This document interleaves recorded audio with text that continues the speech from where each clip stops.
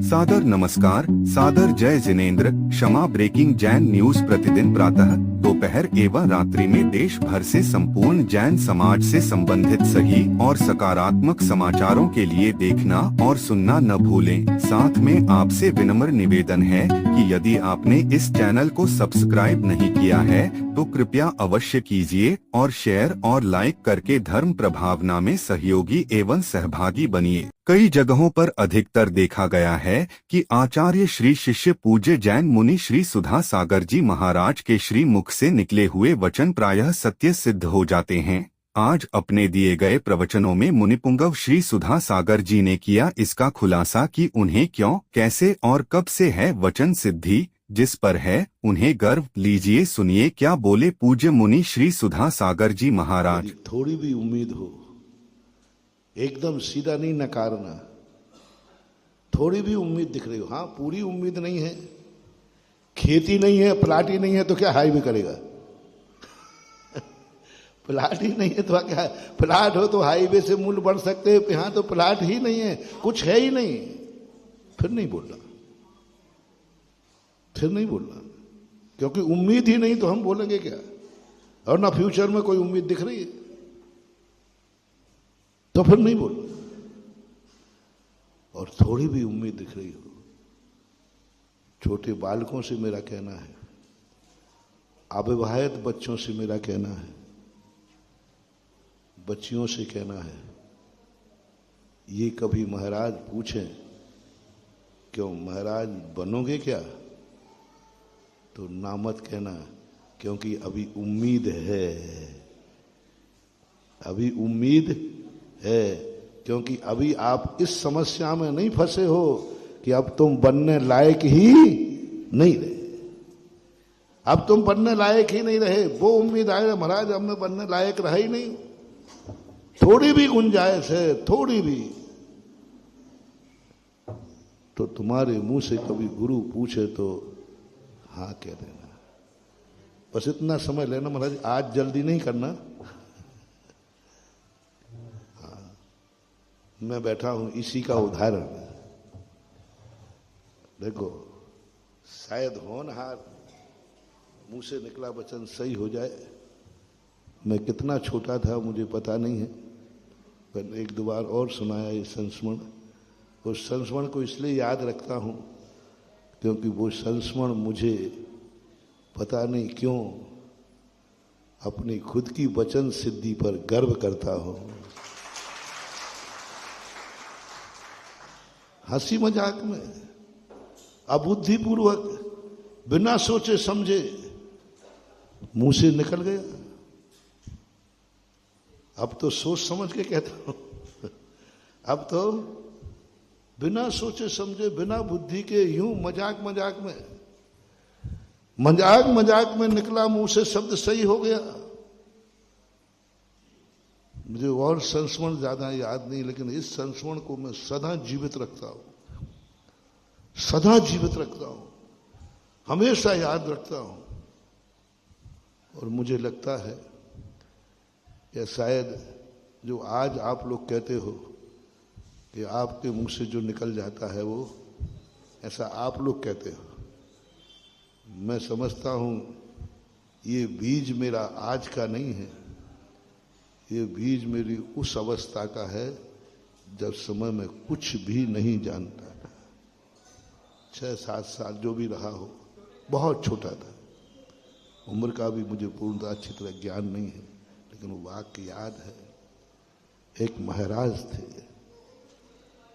उनकी आकृति भी याद है, लंबे लंबे महाराज थे, उनका कमंडल भी याद है, लाल कमंडल था, तुमड़ी वाला, एक ऐसा तुमड़ी जैसा कमंडल होता था, वो कमंडल था। वृद्ध थे काफी, बस उनकी भैयावृत्ति कर रहा था। तो महाराजों की आदत होती है, क्यों रे महाराज बनेगा क्या? तो पहले तो मैंने महाराज, इतने बूढ़े होकर किससे पूछ रहे हैं? अभी मैं क्या कह दूं महाराज बनूंगा, बताओ भैया, अभी मैं महाराज बनने लायक हूं नहीं, अभी उम्र भी छोटी और पूछ रहे। थोड़ी देर तो मुझे अच्छा सा नहीं लगा, पता नहीं कौन सी शक्ति थी, कौन सी अंदर की चेतना थी, तुरंत मन ने कहा, देख गुरु को कभी ना नहीं बोलना, गुरु कहे तो ना नहीं बोलना। और मेरे मुख से कहने लगा जी।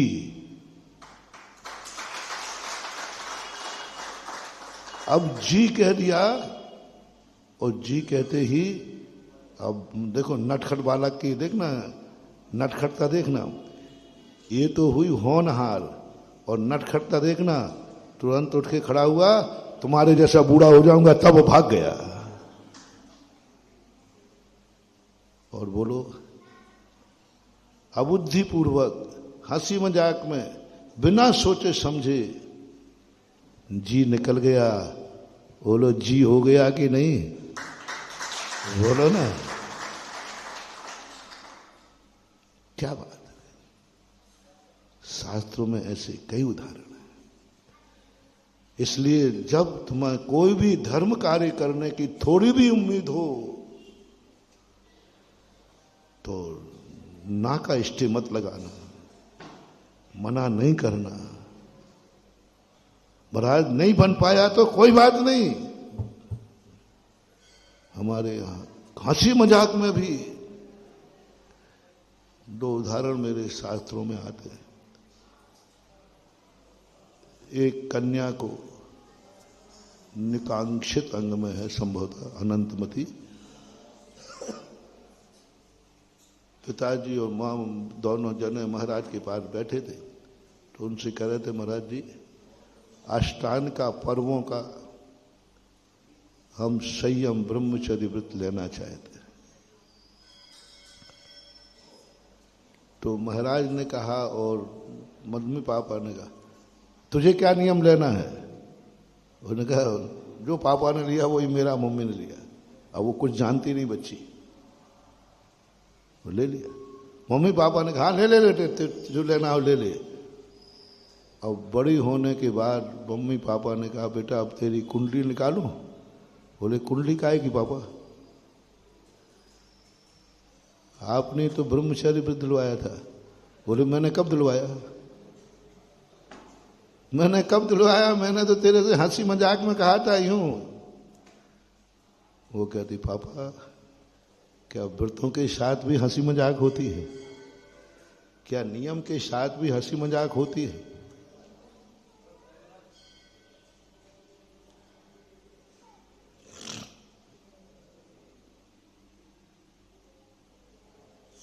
एक छोटी सी कन्या, अबोध कन्या, जो कुछ नहीं जानती,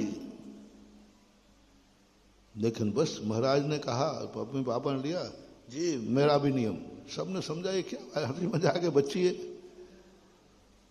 कुछ ध्यान नहीं दिया। बड़े होने के बाद वो पिताजी बेटा हमने तो अष्टांग का पर्वों के दिन का व्रत लिया था। बोले पापा यहाँ ये खुलासा नहीं हुआ था, मैंने नहीं सुना। हमने तो इतना सुना है कि आपने ब्रह्मचर्य व्रत लिया है। मैं ब्रह्मचर्य जानती भी नहीं थी, अब जानने लगी हूं। मैंने तो नियम ले लिया था, तो मैंने तो पर्व का लिया था। बोले ये खुलासा नहीं हुआ था, हमने नहीं सुना, हमने नहीं सुना। मम्मी पापा ने, बेटा उतनी उम्र में, कोई छोटी उम्र में महाराज के पास ले गए। महाराज से भी कहा, महाराज जी आप अब मुकरो मत, आपको देते समय सोचना चाहिए देते। और आपने भी नहीं कहा था कि अष्टांग का पर्व का, आपने कहा बेटे ठीक तेरा भी नियम है। ओहो क्या नियम पाला महानुभाव, क्या नियम पाला। अबोध दशा में, बालक दशा में, जब कोई ज्ञान नहीं है, हंसी मजाक में व्रत लाया, और बच्ची ने कह दिया व्रत के साथ कोई हंसी मजाक धर्म के साथ नहीं होती। फिर उसके ऊपर कितने संकट आए, अपहरण हो गया, कहाँ कहाँ गई पूरी कहानी आप पढ़ लेना। लेकिन हंसी मजाक में भी मुंह से निकला हुआ वाणी ऐसी सत्य हुई कि बाद में वो महान आर्यिका बन करके, आर्यिका संलेखना व्रत धारण करके, और स्वर्ग में जाके आज पुरुष पर्याय में है। मोक्ष जाएगी। हंसी मजाक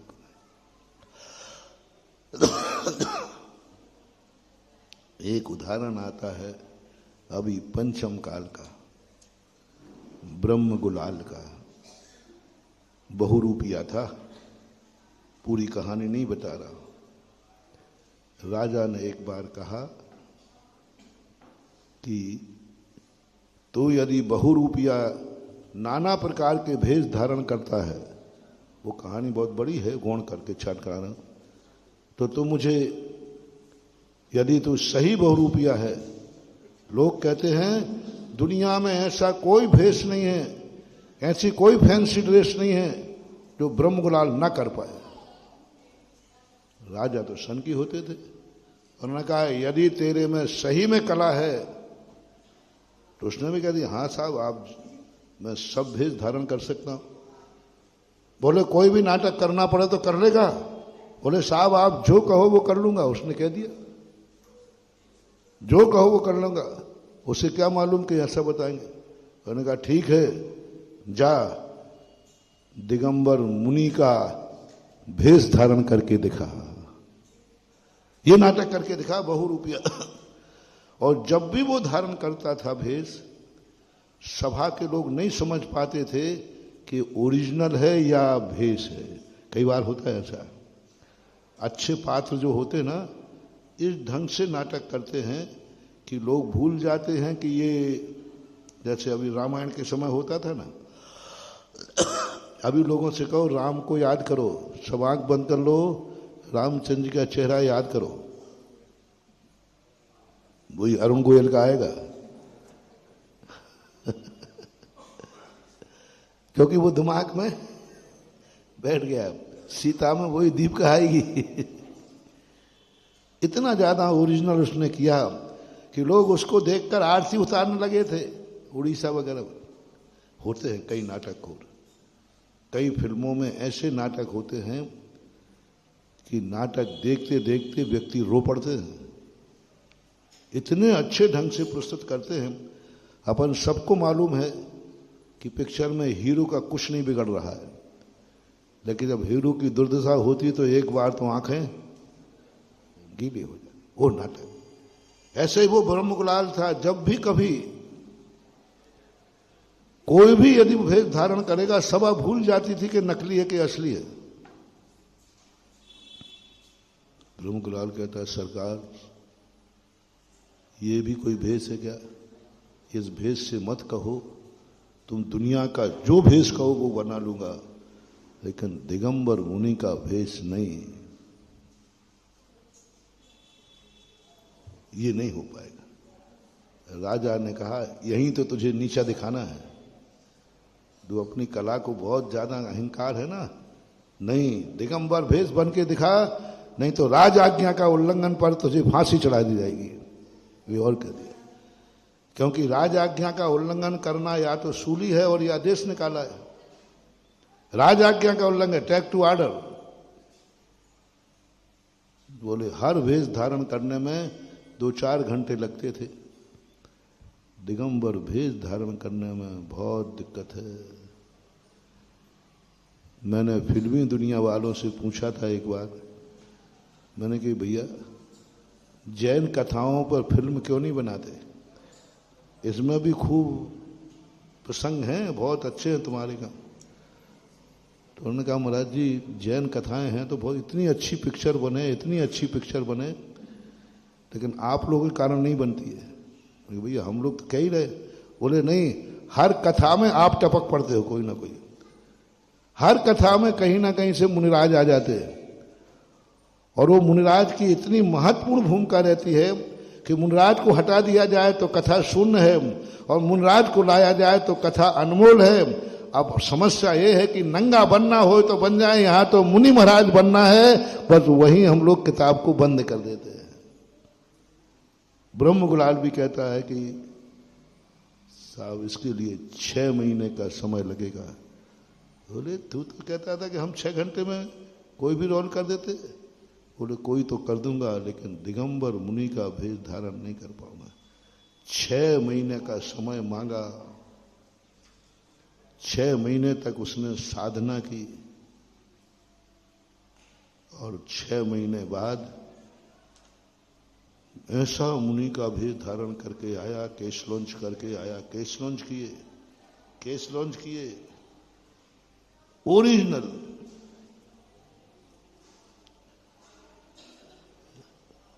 राजा के दरबार में तो आ नहीं सकता, दरबार में आता तो पकड़ा जाता। मुनिराज दरबार में कैसे आ गए? जब राजा पर्यटक को जा रहा था,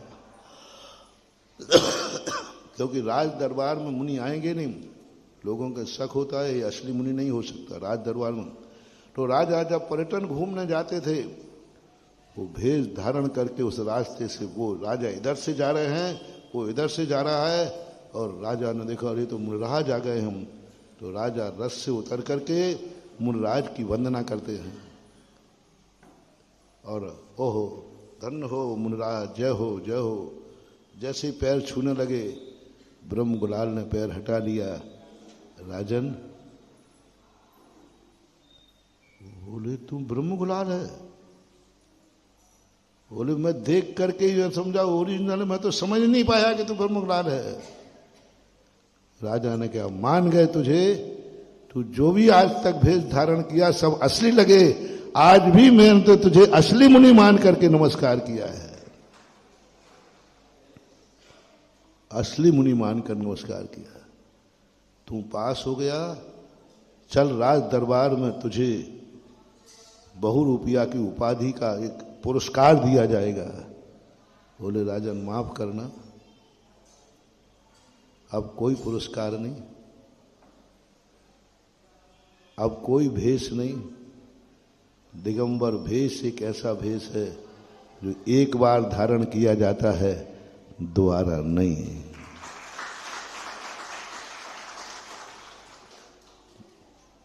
बोले ये तो मजाक थी, ये तो बहुरूपिया था, ये तो नाटक था। बोले सारे नाटक बार बार हो सकते हैं, लेकिन दिगंबर भेष का नाटक तो एक ही बार खेला जाता है, दोबारा नहीं। और बहुरूपिया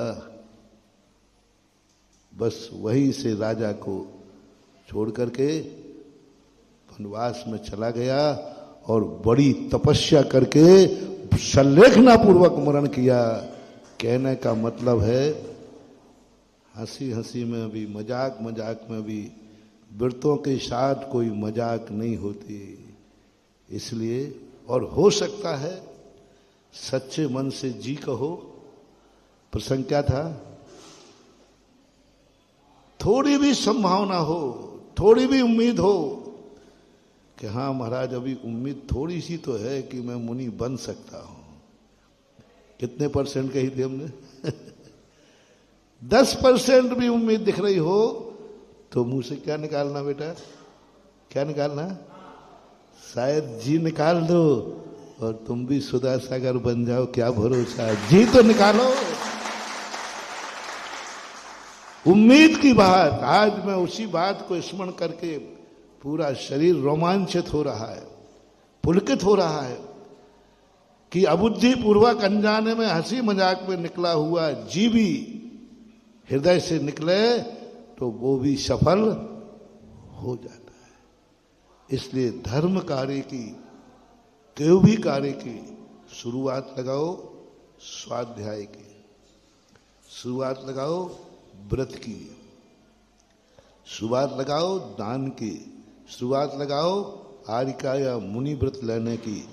10% भी तुम्हारे जीवन में गुंजाइश हो, तुम्हारा मन बोल रहा हो 10% तो हो सकता है कि मैं मुनि, मुझे लग रहा है कि मरने के पहले पहले तक मैं आरिका या मुनि बनने की उम्मीद दिख रही है। ज्यादा तो नहीं, लेकिन समाधि के समय तो हो ही जाएगा। तो जी कह देना, जी कह देना। पहले तो कह देना जी, फिर उठ के खड़े हो जाना और थोड़ा रास्ता देख लेना भागने को है कि नहीं, और कह देना जब मरने लगूंगा तब बनूंगा, भाग जाना। बस इतना तो भागना।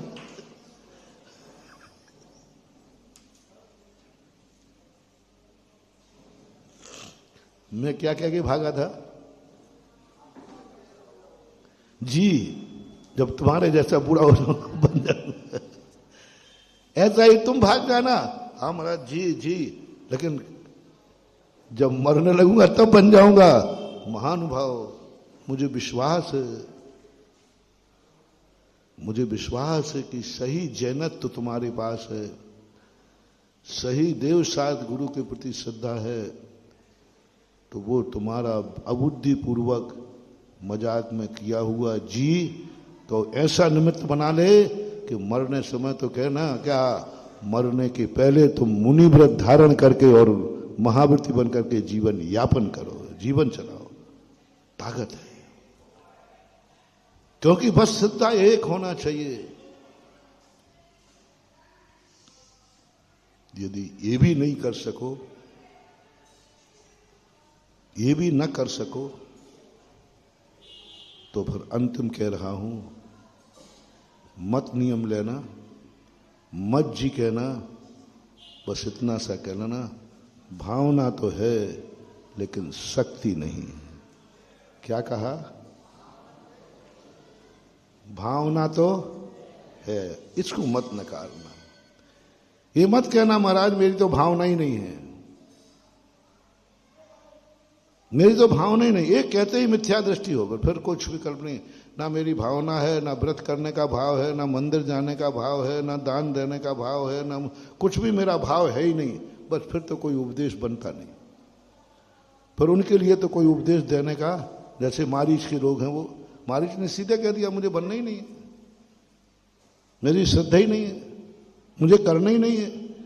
ये बात अंतिम वाक्य कह रहा हूं मैं, इतना तो कह ही देना, भावना तो है लेकिन मेरी शक्ति नहीं है, और महाराज भविष्य में भी नहीं दिख रही है। मैं जिन अपनी कमजोरी में जानता हूं, मेरे अंदर जो कमजोरी है ये अंत तक भी नहीं बनने देगी। हमारे जिनेंद्र वर्णी करके हुए हैं, उनसे जब पूछा गया था, हमने पूछा था क्योंकि हम उनकी सेवा में थे समाधि के समय ईश्वरी के अंदर, तो हमने कहा, मैं एलक था, वो छुल्लक जी थे, मैं उनकी सेवा में 2-3 महीने उनकी अच्छी सेवा की सल्लेखना के में। तो मैंने एक दिन कह दिया, मैंने कि महाराज जी आचार्य से कहो ना, अब तो तुम समाधि ले रहे हो, सल्लेखना चल रही है, अब थोड़ी सी जिंदगी और बची है 2-4 दिन की, तो आचार्य से कहो ना कि मुनि दीक्षा दे दो, मुनि बन के मरो ना, समाधि तो ले ही रहे हो। बहुत अच्छी उत्कृष्ट समाधि, उत्कृष्ट समाधि थी उनकी। मैंने उन्हीं की समाधि को देख करके समाधि के प्रति हमारी श्रद्धा चौगुनी बढ़ गई। अन्यथा बिगड़ी हुई समाधि देखकर समाधि के भाव बिगड़ जाते, भैया अपन को नहीं लेना, लेकिन उनकी समाधि देख करके भाव हुआ कि समाधि लेना चाहिए। लेकिन वो बोले स्पष्ट, बोले एलक जी महाराज, परम सागर जी, मैं अंतिम समय तक मुनि दीक्षा नहीं ले पाऊंगा। अब देखना, सल्लेखना ले रहे, चारों प्रकार के अन्न जल का त्याग कर दिया, 3 दिन बचे, आज उन्होंने सब त्याग कर दिया, अन्न जल का सब त्याग कर दिया। अब अन्न जल का त्याग कर दिया तो अब अंत में मरण तो समाधि है ही, 2-3 दिन जिंदा रहते। मैंने कि अब कम से कम त्याग तो सब हो ही गया, आहार को भी नहीं उठना। अब आचार्य से आप कहो ना कि हम महाव्रत दीजिए मुनि दीक्षा के, तो उन्होंने स्पष्ट कह दिया मैं नहीं बन पाऊंगा। मैंने कि हम लोग जबरदस्ती बना दें, तो बोले मत बनाना, मेरी कमजोरी मैं जानता हूं, वह कमजोरी मुझे मुनि अंतिम श्वास तक नहीं बनने देगी। अंतिम श्वास तक मैं इस भाव में नहीं बन पाऊंगा, मेरी कमजोरी मुझे मालूम है, और वो कमजोरी आगम सहमति नहीं देगा मुनि बनाने की। आप भी नहीं बनाओगे, आचार्य से भी नहीं बनाऊंगा, और मैं भी नहीं बनूंगा, उस कमी को मैं बताऊंगा नहीं। लेकिन मैं ये कहना चाहता हूं कि जब बिल्कुल ही उम्मीद खो बैठे हो, तो उनके लिए मैं कहता हूं, तो फिर मैंने ही कहा था भावना तो है कि नहीं? मैंने क्या पता, मिथ्या दृष्टि हो तो नहीं। भावना तो 100% है, 100% है। और जीवन में पश्चाताप है कि मैं क्षुल्लक बन गया, मैं समाधि ले रहा हूं लेकिन मुनि नहीं बन पा रहा हूं, इसका दुख है और भावना है। हमने आचार्य श्री को बताया, महाराज जी हमने ऐसी ऐसी महाराज से बात की, तो आचार्य श्री कहते भावना तो है ना? मुनि की भावना तो बहुत है। और वो ये भी कह रहे हैं नहीं बनने का मुझे खेद है। आचार्य श्री कहते बस हो गया, नहीं बनने दो बस। वो जाते ही सीधा विधेय क्षेत्र में जाकर के और 8 वर्ष अंतर मुहूर्त में मुनि बनेंगे, क्योंकि मजबूरी में नहीं बन पा रहे हैं, बाकी बनने की भावना तो है ही। इसी प्रकार मैं आपसे कह रहा हूं, किसी भी धर्म कार्य को, अच्छे कार्य को करने ना कर पाओ, जिंदगी में करने की बिल्कुल उम्मीद भी नहीं है, तो भी भावना को मत गौण करना। ये भाव तो कर ही लेना, भावना तो है और नहीं करने का मुझे, बोलो ना, नहीं बनने का मुझे खेद है। बस ये 2 बातें कर लेना, ये 2 बातें तुम कर लो तो मैं तुम्हारी जमानत ले लूंगा और अगले भाव में वो सारी मजबूरियां दूर कर दूंगा। Kshama breaking Jain news YouTube channel पर विज्ञापन देकर धर्म प्रभावना में बने सहभागी। विज्ञापन देने हेतु संपर्क कीजिए मोबाइल नंबर 9026900740 एवं समाचार एवं वीडियो भेजने हेतु WhatsApp number 9335236222। Kshama breaking Jain news YouTube channel देखने के लिए आपको बहुत बहुत धन्यवाद। सादर प्रणाम, सादर जय जिनेंद्र।